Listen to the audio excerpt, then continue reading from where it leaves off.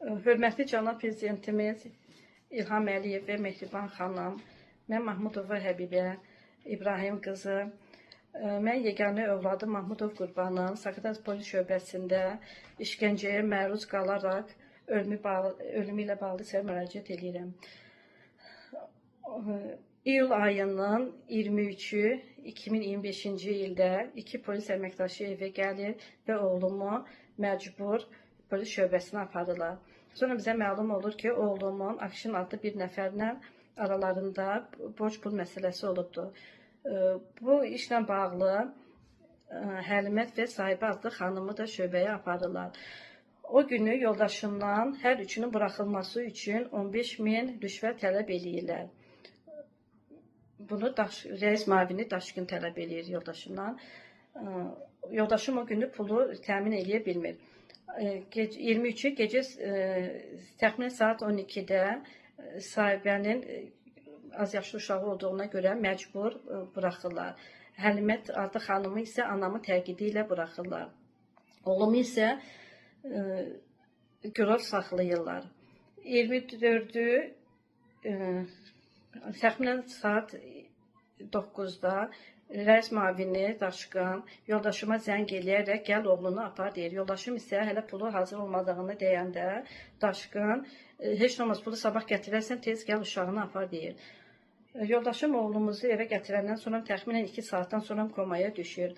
Onu təcili yardımla xəstəxanaya çatdırdı. Xəstəxanada oğluma ağır beyin travması, kələbeyin travması, beyin qan sızması diaqnozu qoyulur. Yoldaşım oğlumun Yoldaşım o vaxtı Daşkına zəng eləyir ki, bu uşağa nə oldu? Oradan gələndən sonra uşaq komaya düşdü. Bunun başına orada nə iş gəlib soruşanda Daşkın yoldaşımın yanına polis əməkdaşları göndərib, özü də gəlib və yoldaşıma nə lazımdır kömək eləyərik, pul təklif eləyibdir.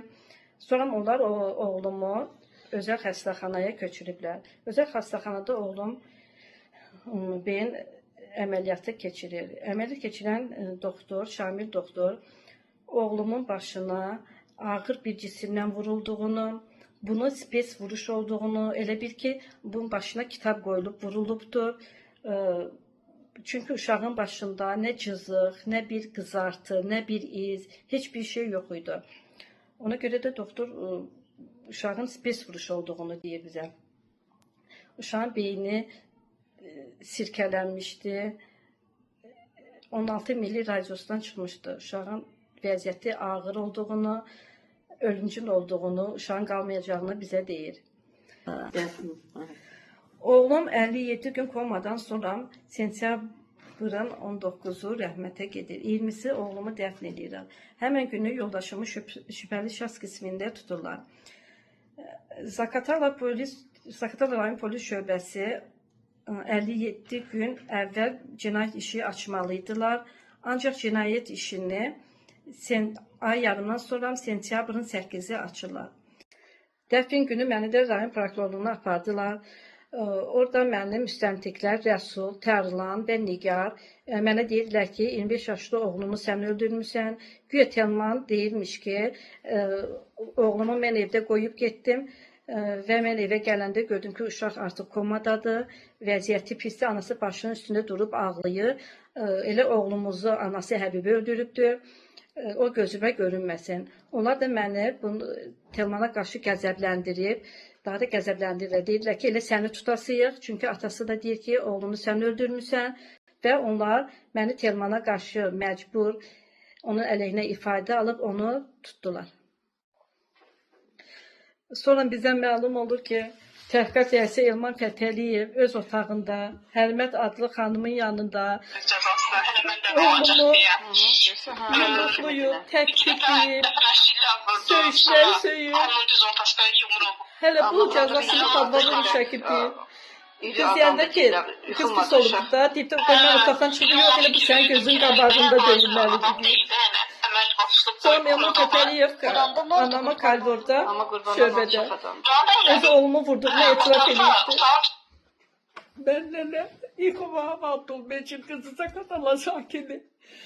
Elman Fətəli mən uzun müddət polis şöbəsində xadimə işləmişəm. Elmanı əvvəldən də tanıyıram.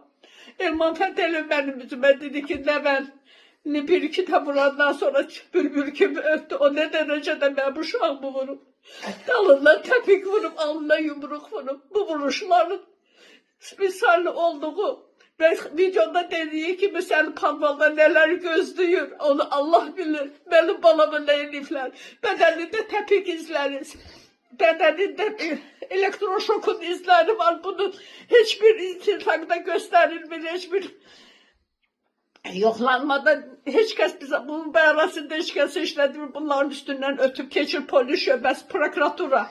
Kim cevap vermedi? Ben de niye günahı vardı cezasını vereydi, mahkemeye vereydiler. Benim balam niye ezabeliyetten öldürürler? Niye atasını esassız yerde dövürler? Niye atasını tuturlar? Onun yanında, atasının yanında Fətəli evdə oturmadı mütəhim kürsüsündə. Niye oturmur?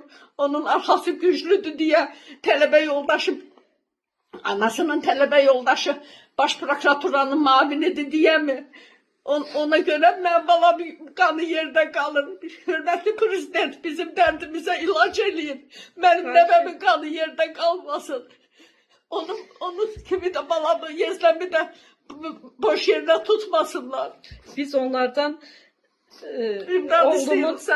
oğlumun şöbeye giriş çıkış görüntülerini isteyende Nigar Hanım sesi de var məndə, deyir ki Həbibə xanım ortada hiçbir video kamera çəkiliş zat yoktu. 23 təcil yardım ona gelip kime gelip demirler. Kimdi burada müqəssir cənab prezident? Xahiş edirik bizim dərdimizi əlac eləyin.